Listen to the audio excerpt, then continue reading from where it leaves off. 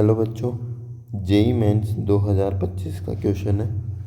इस क्वेश्चन के लिए तुम्हें दो चीज़ें याद रखनी है। पहली कि हमें एक फंक्शन दे रखा है फर्स्ट सेकंड और उसको इंटीग्रेट करना है।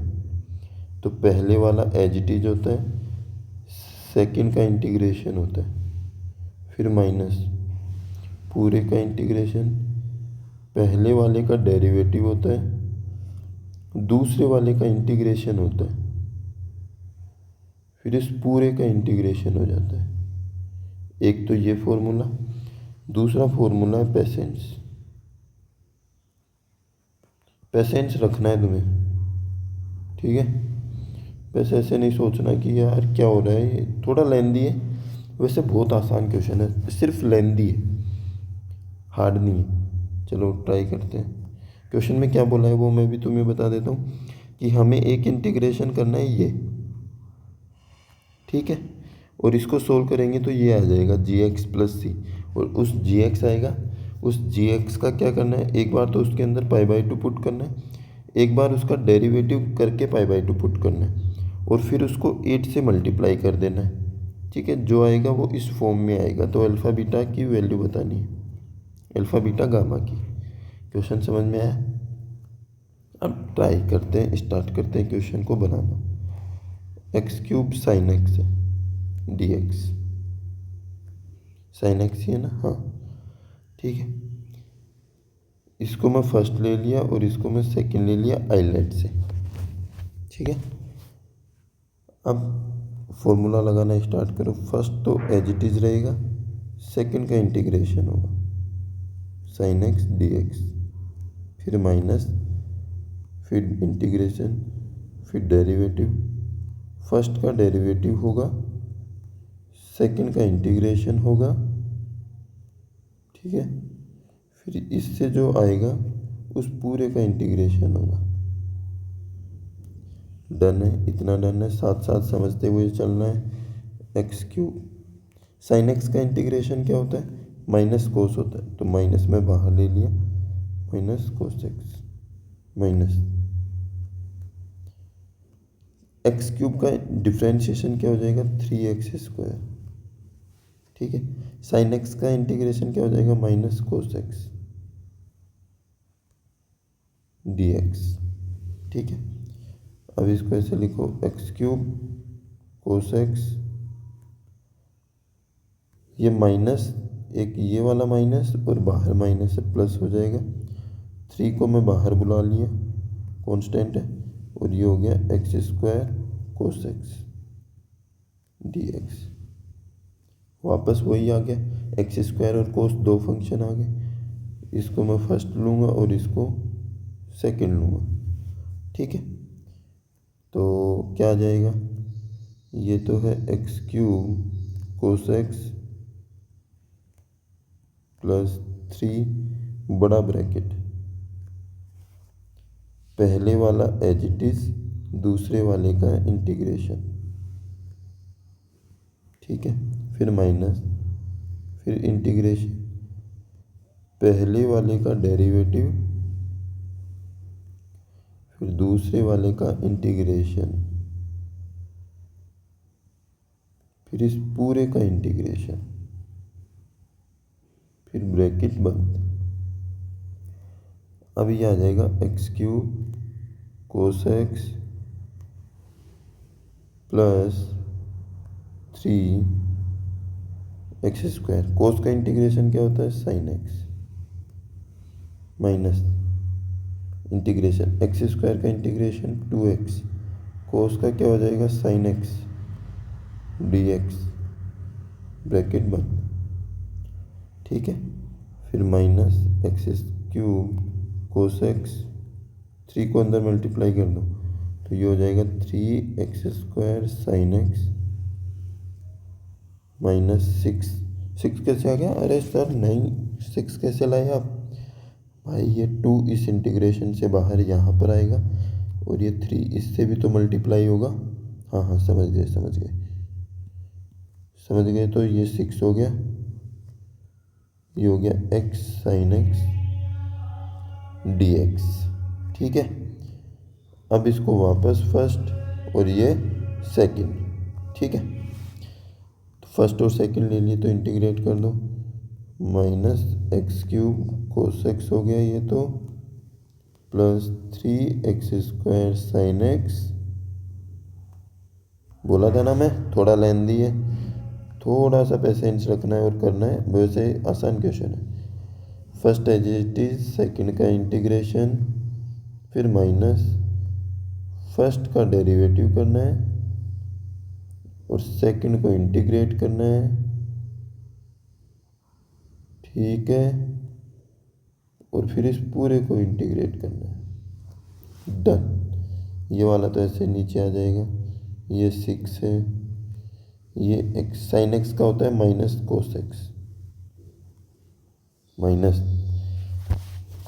इस एक्स का तो हो जाएगा डेरिवेटिव 1, साइन एक्स का इंटीग्रेशन होगा माइनस कोस, और उस माइनस को मैं यहाँ पे मल्टीप्लाई कर दूंगा तो हो जाएगा प्लस, तो मैं प्लस डायरेक्ट लिख रहा हूँ, ये हो जाएगा इंटीग्रेशन ऑफ कोस एक्स बचेगा, ठीक है।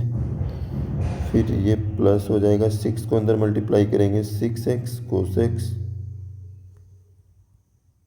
माइनस 6 कोस का integration sign x plus c लिख दिया यहाँ पे, और ये हो गया x³ cos x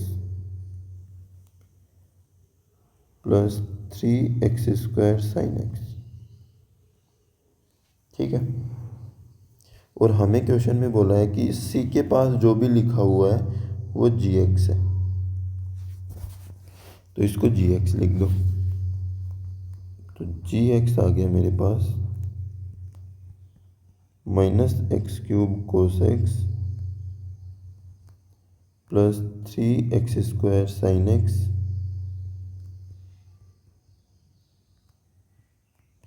3x² sine x plus 6x cos x minus 6 sine x. फिर हमें बोला है gx भी लेना है और g' भी लेना है, तो g' मतलब इसका डेरिवेटिव करो, minus as it is, derivative first और सेकंड का कैसे करते हैं,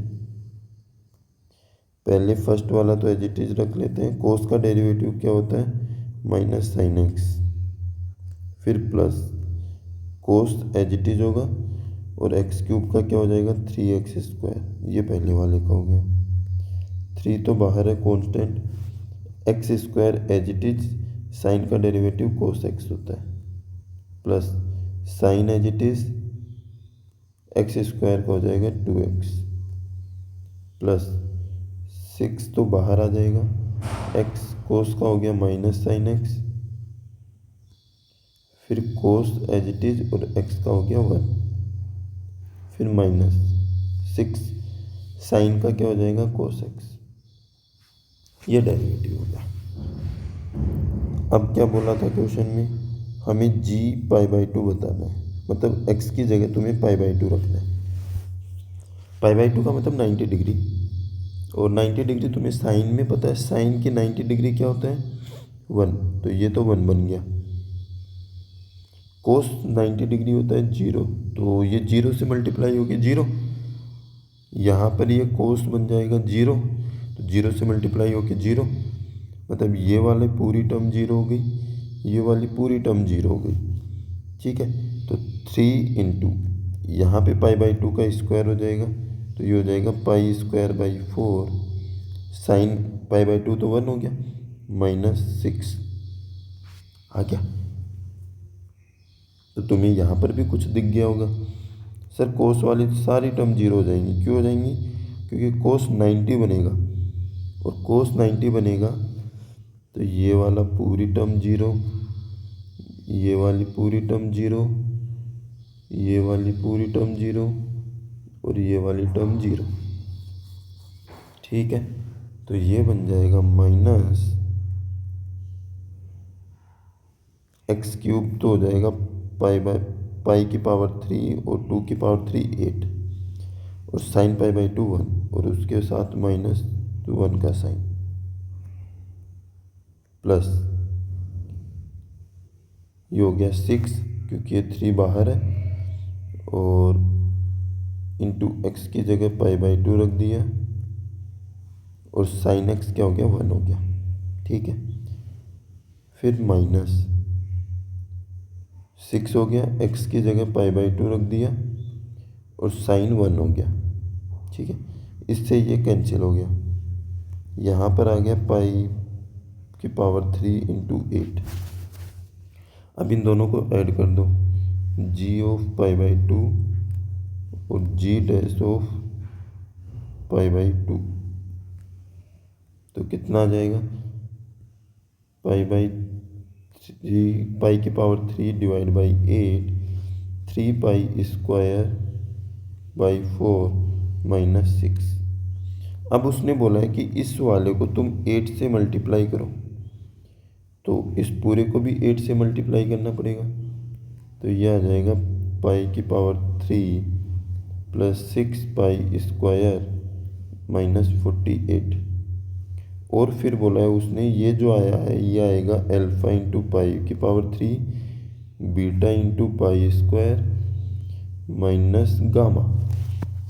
माइनस ही है, देख लेते हैं माइनस से क्या है, प्लस गामा है भाई, प्लस गामा है। तो अल्फा बीटा गामा की वैल्यू क्या आ जाएगी, अल्फा की वैल्यू 1, बीटा की वैल्यू 6, गामा की वैल्यू माइनस 48। अब जो क्वेश्चन पूछा है, जो क्वेश्चन की डिमांड है, उसकी डिमांड को फुलफिल किया जाए।